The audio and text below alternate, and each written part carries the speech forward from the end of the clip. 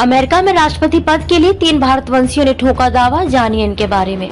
America में अगले साल राष्ट्रपति पद के लिए चुनाव होने हैं। इसके लिए अमेरिकी राष्ट्रपति जो बाइडेन और डोनाल्ड ट्रंप के बीच अभी से मुकाबला देखा जा रहा है। हालांकि इस बीच कुछ भारतीय अमेरिकी नेताओं के नाम भी इस पद के लिए सामने आ रहे हैं, जो अमेरिका को और अच्छा बनाने के लिए ट्रंप को पछाड़ना चाह रहे हैं। इन लोगों के नाम शामिल।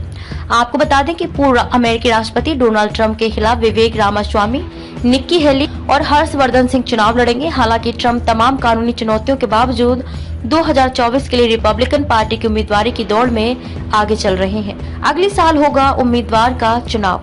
रिपब्लिकन अपनी पार्टी के अगले राष्ट्रपति पद के उम्मीदवार को औपचारिक रूप से चुनने के लिए अगले साल जुलाई में एक राष्ट्रीय सम्मेलन करेगा।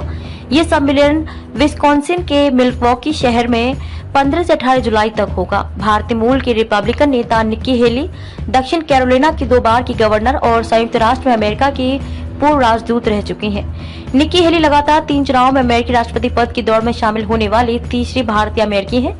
इससे पहले बॉबी जिंदल साल 2016 में और उपराष्ट्रपति कमला हैरिस 2020 में अमेरिकी राष्ट्रपति पद के चुनाव में शामिल हो चुकी हैं। भले ही अधिकांश सर्वे में 51 वर्षीय हेली का प्रदर्शन कम बताया हो, लेकिन अगर डोनेशन की बात की जाए तो उन्होंने कई मिलियन डॉलर जुटाए हैं। हेली का समर्थन करने वाले super PAC stand for America fund Inc ने अप्रैल से जून तक 18.7 मिलियन डॉलर जुटाए, जिससे उनकी कुल राशि 26 मिलियन डॉलर हो गई। इतना ही नहीं, हेली को पति केनेथ लैंगोन, एलिस वॉल्टन और केनेथ फिशर सहित कुछ अमीर जीओपी दानदाताओं से भी समर्थन मिला है। इन लोगों ने $6,600 का दान दिया। हेली का जन्म सिख माता पिता अजीत सिंह रंधावा और राजकौर रंधावा के घर हुआ था, जो 1960 के दशक में पंजाब से कनाडा और फिर अमेरिका चले गए थे।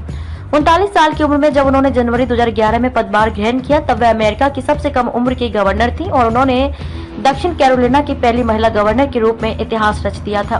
वह राज्य की पहली भारतीय अमेरिकी गवर्नर थी और 2 कार्यकाल तक उन्होंने इस पद पर सेवा की। जनवरी 2017 से दिसंबर 2018 तक उन्होंने संयुक्त राष्ट्र में 29वें अमेरिकी राजदूत के रूप में अपनी सेवाएं दी।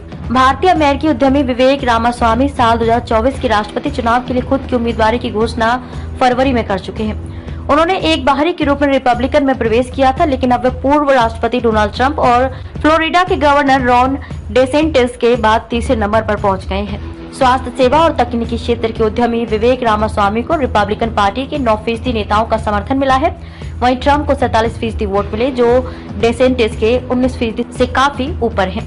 रामास्वामी का जन्म अमेरिका के ओहियो के सिनसिनाटी में हुआ था। उनके माता पिता केरल के पलक्कड़ से अमेरिका गए थे। उनके पिता का नाम गणपति रामास्वामी है, जो पेशे से इंजीनियर थे। उनकी मां गीता रामास्वामी पेशे से एक साइकियाट्रिस्ट थी।